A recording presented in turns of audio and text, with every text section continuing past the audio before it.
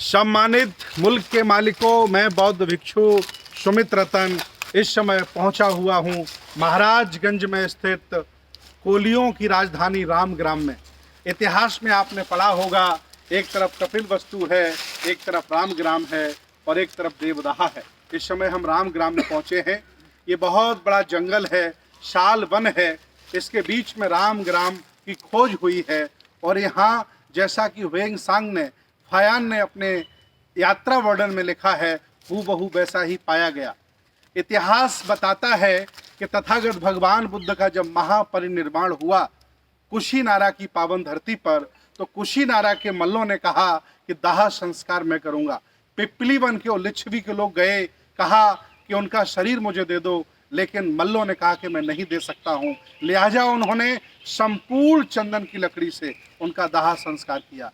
दाह संस्कार के बाद जब धातु क्रिएट हुई, जिसे हम फूल कहते हैं, शरीर के अंग कहते हैं, इसके बाद सभी राजा आपस में झगड़ने लगे कि मुझे भी उनकी धातु दी जाए, मैं अपने क्षेत्र में एक सम्मान से स्तूप बनवाऊंगा। तो उस समय वो धातु 8 जगह वितरित की गई। और आपको बता दें, उनमें 8वां बाग इसी स्थान पर, इसी रामग्राम कोलियों के राजवंश में यहाँ भी स्थापित की गई, जहाँ आप लोग देख रहे हैं ये पीछे स्तूप बना है। यहाँ तथागत भगवान बुद्ध की धातु 8वीं स्थापित की गई और आज भी वो जगह संरक्षित है। एक तरफ बहुत सुंदर तालाब है, इस तरफ बहुत अच्छा महल है, पीछे बहुत अच्छे रजवाड़े हैं, चारों तरफ यहाँ बहुत बड़ी राजधानी है, चूँकि आज 2500 साल हो गए हैं। उसके ऊपर बहुत सुंदर सुंदर वृक्ष उगाए हैं। अब खुदाई की जाएगी तो पता चलेगा कि हाँ, रामग्राम में क्या क्या उपलब्ध है और बुद्ध की धातु में, बुद्ध के अवशेषों में, उनके फूलों में यहाँ क्या क्या संरक्षित है। भारतीय इतिहास के तहत जब ये धातु यहाँ स्थापित की गई और राज थोड़ा थोड़ा हल्का हुआ होगा, तो भगवान बुद्ध की विचारधारा के तमाम राजे महाराजे यहाँ आए होंगे और यहाँ आकर के उन्होंने स्तंभ लगाए होंगे। इस ऊपर जाकर के पता चलता है कि सम्राट अशोक का स्तंभ भी यहाँ लगा है। बहुत सारे जानकार लोग हैं हमारे साथ, पूरे महाराजगंज के पूरे क्षेत्र के जिंदा जागरूक लोग हैं जो इसकी रक्षा कर रहे हैं, इसकी सुरक्षा कर रहे हैं, रामग्राम कोलिय राजवंश की राजधानी को बचा रहे हैं और तथागत भगवान बुद्ध की 8वीं उस अवशेष को, 8वें अवशेष को बता रहे हैं, जिसे हम धातु कहते हैं। ये बहुत अच्छा स्तूप बना है, हम लोगों ने भी उसके दर्शन किए हैं। मैं चाहता हूं कि हमारे बीच में उपासक जी हैं, कुछ रामग्राम के बारे में 2 शब्द कहना चाहते हैं, आप लोग सुनिए जी। सभी देशवासियों को सादर नमो बुद्धाय, जय भी। नम साथियों, जैसा कि हम सभी लोग पूज्य भंते सुमित रतन जी के नेतृत्व में, जो समर संस्कृति के राष्ट्रीय अध्यक्ष हैं, उनके नेतृत्व में हम लोग इस रामग्राम स्थल पर आए हुए हैं। आप सभी लोगों को पूज्य भंते जी ने बताया कि तथागत भगवान बुद्ध का जब महापरिनिर्वाण हुआ तो उनके 8 हिस्सों में से, उनके धातु के 8 हिस्सों में से एक धातु जो है, एक हिस्सा यहाँ पर आया और यहाँ पर स्थापित किया गया। सम्राट अशोक का जब शासन आया तो जो शेष 7 जगह के धातु रखे गए थे, उसमें से निकलवा करके पूरे 84,000 स्थानों पर रखवाए। लेकिन यह स्थान जो है अभी वैसे ही संरक्षित है, यहाँ पर अभी भी कोई छेड़छाड़ नहीं किया गया है। इस स्थान का लोगों के सामने इसका दृश्य नहीं आया था, केवल किताबों में सुना जाता था। लेकिन ये 1989-90 के समय काल में इस जनपद में, जो महाराजगंज जनपद, जो जनपद सिद्धार्थनगर और यहाँ तथागत भगवान बुद्ध की महापरिनिर्वाण स्थली कुशीनगर जिले से के बीच में है। इस जिले में श्रद्धेय विजय कुमार जी एसपी के रूप में यहाँ आए थे, तो उन्होंने पढ़ा और इसको यहाँ के लिए लेकर के आए। उनके साथ में डॉक्टर परशुराम गुप्ता जी आए थे, उन्होंने एक रामग्राम की किताब भी लिखी है। तो पूज्य भंते जी से हम लोग यहाँ पर लाए हैं कि भंते जी, आपके नेतृत्व में और हम लोग सरकार से निवेदन करते हैं, मांग करते हैं कि इस रामग्राम का जो है पूरा विस्तारीकरण हो।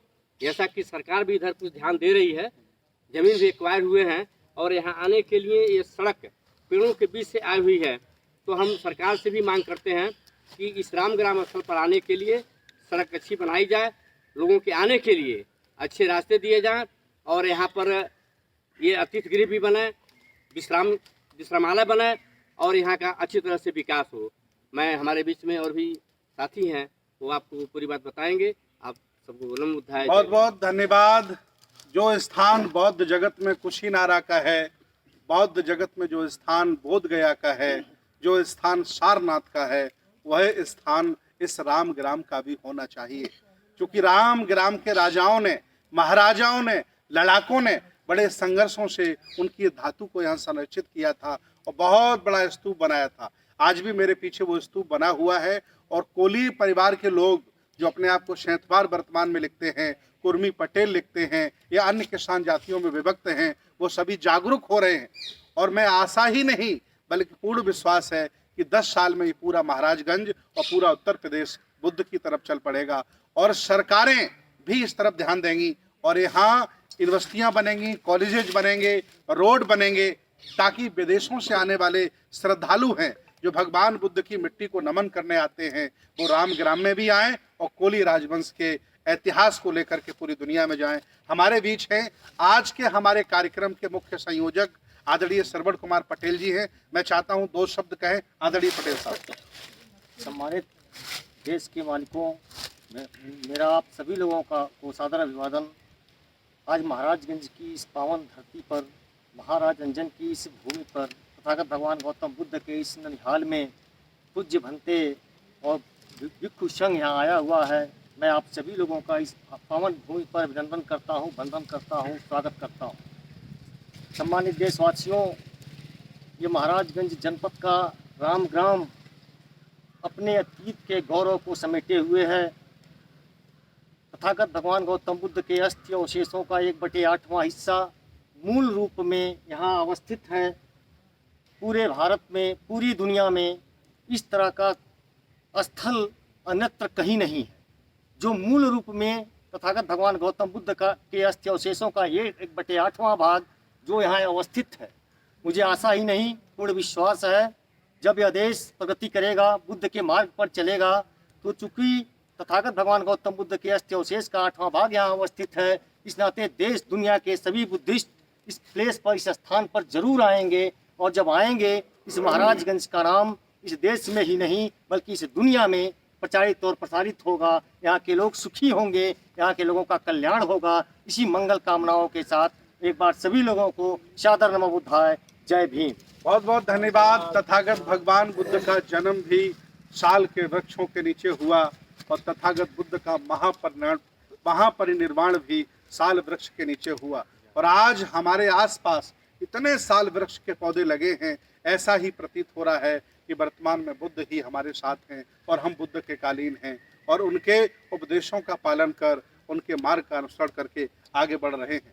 तो मैं चाहता हूं, एक बार मैं आपको दिखाना चाहता हूं, आप नज़र डालेंगे इधर, देखिए कितने साल बने, चारों तरफ नज़र डालिए कितने घने वृक्ष हैं। चारों तरफ महाराजा अंजन और जितने भी उनके परिवार से जुड़े हुए लोग रहेंगे, कोली राम ग्राम के लोग, उनकी सबकी विरासतें, ज़मीनें और उनके राजमहल सब इन्हीं वृक्षों के नीचे दबे हुए हैं। खुदाई होने की ज़रूरत है। इधर देखिए, नज़र डालिए, आगे बहुत सुंदर तालाब है जिसमें राजा महाराजा नहाया करते थे, जानवर जल पिया करते थे। देखिए आगे तक चले जाइए, कितने बड़े साल वृक्ष हैं। और आप देखें कि यहाँ से लेकर के शुरुआत होती है इस स्तूपा की, और पूरा ये स्तूप है, आप देख सकते हैं सभी उपासक लोग खड़े हैं, पूरा स्तूपा है। स्तूप के ऊपर एक बहुत सुंदर वृक्ष है, उस वृक्ष को यहाँ स्थानीय भाषा में क्या कहते हैं, कुसुम का पौधा है, बहुत अच्छा है। ये बहुत बड़ा स्तूप है और इस स्तूप में आज भी तथागत बुद्ध की धातु सुरक्षित हैं। बाकी 7 जगह से धातुओं को निकाल करके 84,000 स्तूप बना दिए गए हैं, लेकिन आज भी ये सुरक्षित है।